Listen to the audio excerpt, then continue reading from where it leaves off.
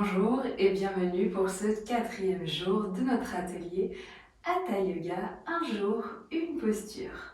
Aujourd'hui, nous allons dans la continuité de notre posture sur les épaules que nous avons vue hier, Savandasana, avec la charrue qui est la suite logique de cette posture, donc la charrue qui se dit Alasana en sanskrit.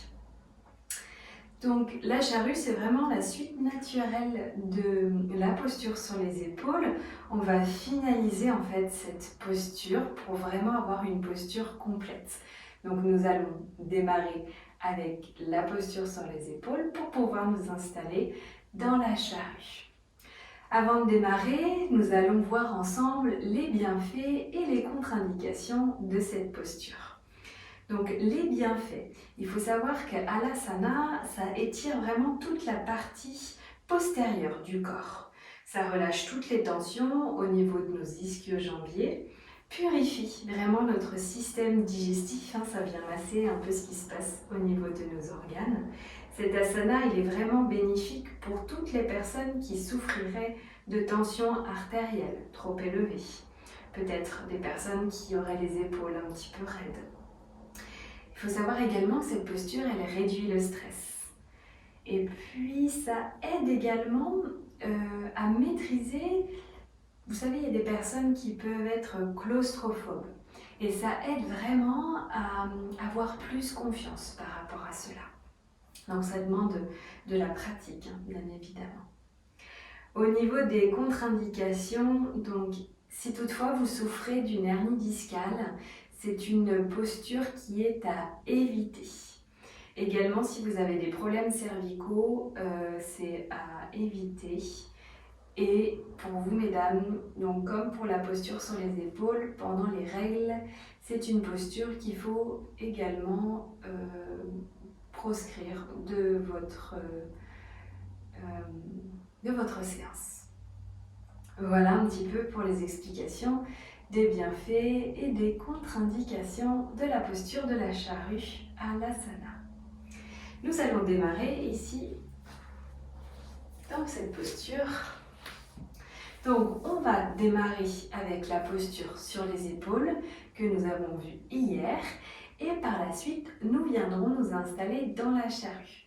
Moi, ce que je vous conseille de faire avant de peut-être pratiquer, c'est de visualiser une première fois le mouvement et ensuite de vous installer dans la pratique. Si vous avez l'habitude de pratiquer, vous pouvez juste me suivre au son de ma voix. Autrement, vraiment, je vous conseille de regarder.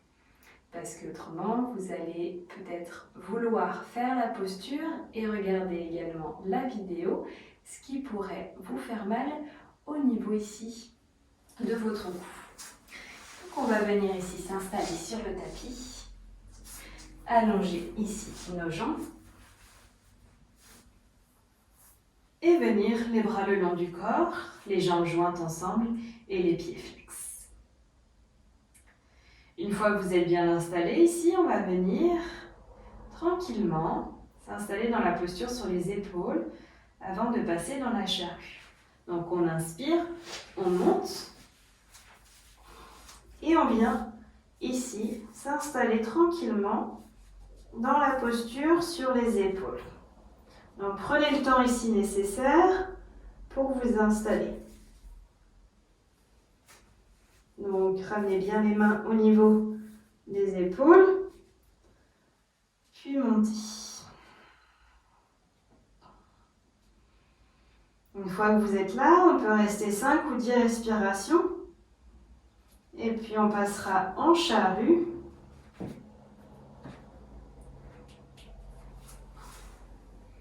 Donc amenez les jambes derrière. Si toutefois les pieds ne touchent pas le sol, ici, n'hésitez pas à mettre vos mains, c'est même pas n'hésitez pas, c'est garder les mains au niveau du bas du dos pour protéger le bas du dos. Une fois que si vos pieds touchent le sol ici, vous avez plusieurs options. Donc, la première option, c'est peut-être d'attraper vos pieds ici pour sentir que vos jambes sont tendues au maximum.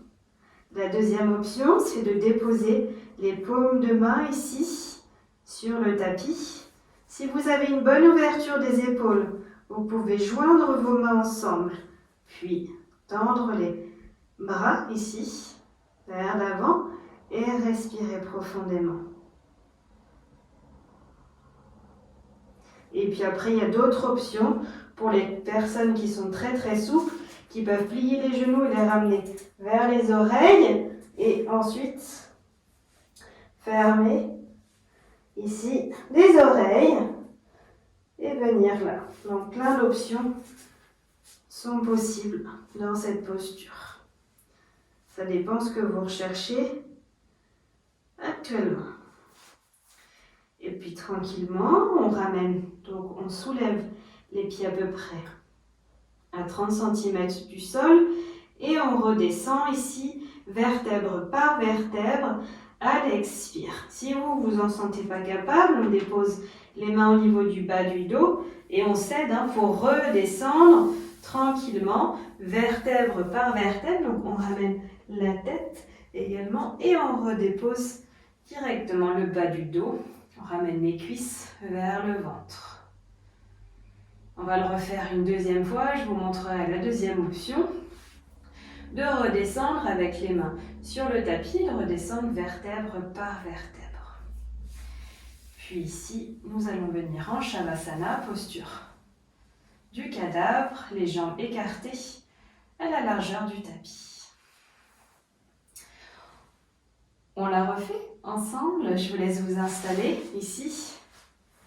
Les jambes jointes, les mains au niveau du sol. Inspirez, montez. Venez d'abord dans Chaturanga, la posture sur les épaules. Ajustez-vous. Prenez le temps qu'il vous faut pour sentir vraiment que votre dos est bien droit. Une fois que vous êtes installé là, vous pouvez rester quelques respirations, puis passer en charrue. Donc tout en gardant les jambes tendues. Si les pieds touchent le sol, on peut relâcher nos mains. Si les pieds ne touchent pas le sol, on les garde bien au niveau du bas du dos. Puis on dépose les mains ici, sur le tapis. Et respirez.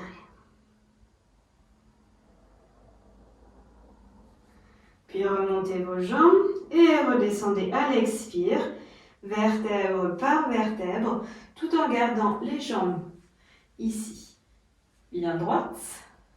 On travaille ici le bas de notre ventre et on relâche en Shavasana.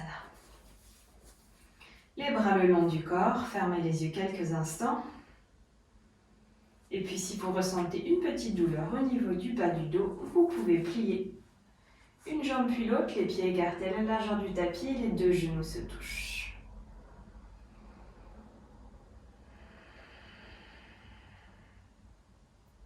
Et puis revenez sur un côté, en fœtus. Poussez ici sur votre main, venir ici, vous asseoir comme il vous est le plus confortable. Venir quelques instants les mains jointes devant le cœur, fermez les yeux.